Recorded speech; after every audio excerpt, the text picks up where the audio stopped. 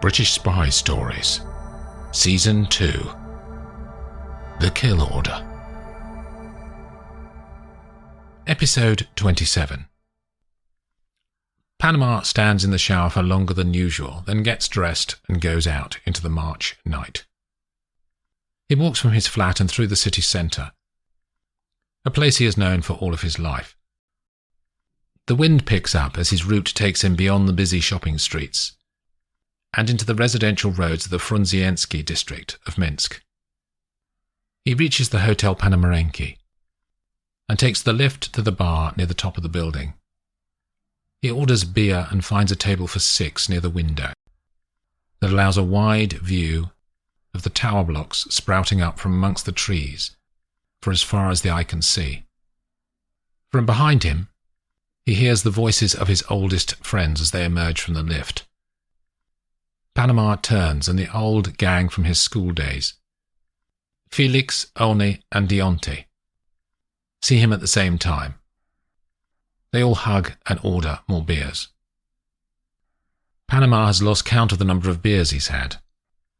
By the time 2 men from the next table start to swap jokes that they've heard, and a larger group forms into a drinking community. The men are not Belarusian, but Serbian, and are up on a building contract. They're friendly and get good money with their jobs, so pay for more rounds than the 4 friends. Luka, one of the Serbians, is a showman and leads the group on different things to talk about, and has lots of jokes. By the time it's nearly midnight, Panama has had more drink than he's had in a long time. Luka has arranged a taxi for them all, so they all go down to the ground floor. But it turns out that one taxi can only take 4 people, so Luka orders another one, and he and Panama will take the second one. In the taxi they're yet talking. Luka is thinking of buying a place in Minsk, and is it a good place to live?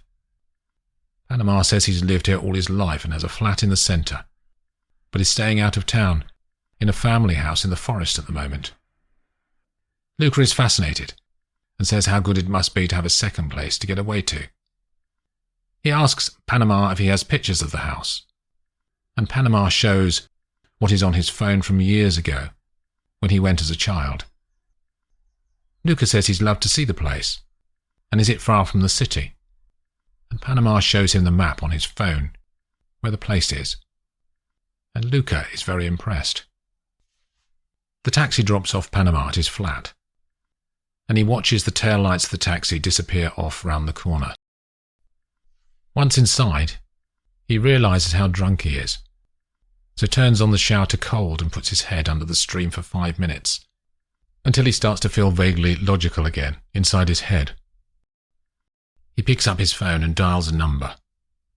"Vita," says Gabby from the earpiece. "Did you have a good evening?" "The trap has been triggered," he says. "You need to get back here." "I'm drunk. I'll be there at dawn." He can hear her breathe out. "Are they coming?" he says. "If I were Babu, I'd attack immediately." Gabby ends the call and joins hands on lookout duty. He continues to look down the driveway as she tells him what has happened. "We need to be on high alert, Gordon," she says. But he's distracted. "Did you hear me? Barbara will be here in 24 hours. "Gab, there's someone out there. Look," he says. Gabby picks up another set of binoculars and focuses the view on the road outside. "End of the roadway, just under the tree cover," he says. "One person, walking. Could be a trap. Let's go and see, but be very careful." The 2 of them walk down through the house and out to the grounds. Hans crosses over to the other side of the driveway, and they move at pace in parallel and draw their handguns. The figure is in shadow ahead of them, striding out towards the house. Gabby indicates to Hans for them to walk on further, and a minute later Gabby can see him in the undergrowth on the other side of the road. On her signal, they emerge from the bushes simultaneously. "Put your hands where we can see them," she calls to the intruder. "Gabby, it's me, Laravel." Everyone relaxes and laughs because of the breaking of stress. "How's Morrison?" says Gabby. "He's scared, to be honest. I don't think he realised how much danger he was in. The Germans are taking it on. We'll get him back to London." "So, what are we doing here?" "Babu's son and the boy's mother are in this house at the end of the driveway. It's a trap. Panama went out tonight and lit the blue touch paper. Babu will know this location within a few hours." "How many of us are there to defend it?" "4. "Fuck," says Laravel. "I trust you, Gab, but you know what you're doing?" "It'll all work out," says Gabby. "But I can't get hold of Kate, so you're our sniper." They all start to walk up the driveway to the house. The moon floods blue light across the trees and their faces, as Gabby tells Laravel more about the plan. "Hello, beautiful," says Carling, as Freya comes into the room and sits next to him on the sofa, so their legs are touching. She puts her head on his shoulder. After a few moments, she says, "Will you be staying in Copenhagen now your sister has found the professor?" "I don't know." "Why don't you know?" Freya sits up and looks at him, with concern spread across her features. Carling shrugs. "You need to care more, Francis," she says. "You're a good man, but you don't seem to give a stuff about anything." "I care about you." "If we're going to make this work, you need to open up more." She holds his hand, and he can feel the warmth of her skin. "Look," he says, "I haven't been totally honest with you." "If you tell me you're fucking married..." "No, nothing like that." "I don't work in a lab with Morrison." "What do you do?" "I work for a security company," he says. "I go where they tell me. It's not always in my control, so I can't promise I'll stay. I could be sent somewhere else tomorrow." Freya stands and goes to the window and looks out with her back to Carling. "What are you thinking?" "About my career." "Is all this a problem?" "No. Just getting used to it." She looks at her watch. "I'm on shift in an hour. I better go." "We'll be okay, won't we?" he says. A slight smile appears on her face. "Yes, we will." She goes to the bedroom and reappears at the door to the lounge in her coat. "I'll see you in the morning, Francis," she says, and blows him a kiss. Freya walks to her flat, which is on the way to the hospital. She dumps her coat and walks over to a laptop that is on the dining room table. She fires it up and logs in, then goes into an application that's hidden somewhere on the hard drive. And she starts to type, in Russian. "Daily report. Contact with Agent Carling is going well. I will continue to build a relationship, and we can start to turn him into a useful source of information within British intelligence." She hits return, turns off the machine, and goes to change into her scrubs for the start of her shift. For the second time in 2 days, Marcus regains consciousness and realizes he's somewhere he doesn't recognize. This time the pain is greater than before, and a large area of his scalp is throbbing. He raises his head to see that he's lying in a pool of water inside a large storage room. The walls are not solid, but are made up of wooden planks that have gaps between them, so the brightness from arc lamps outside strikes the floor regularly, creating stripes of light and dark. He doesn't know the time, but he can see that it's night outside. He walks to the wall and pushes an eyeball against a gap to look outside. But the intensity of the glare from the arc lamps stops him seeing anything beyond a concrete roadway before the darkness takes over. He starts to look for a way out of the place. Marcus scans his immediate surroundings, Shelves of what looked like cooking oil are stacked up behind him almost to the ceiling. There are large doors in the centre of one wall, but they are chained shut. He tugs at the chain, but it's solid. He needs to find another way out. Marcus looks up at the towering shelves. If he can topple them against the doors, they may do enough damage for him to make his escape. He starts to kick at one of the supporting legs. After 30 seconds, he can feel some movement. After another minute, the shelving support has a definite kink in it, as his boot continues to batter blows against the steel. Very slowly, the bottles show signs of moving as the framework starts to buckle.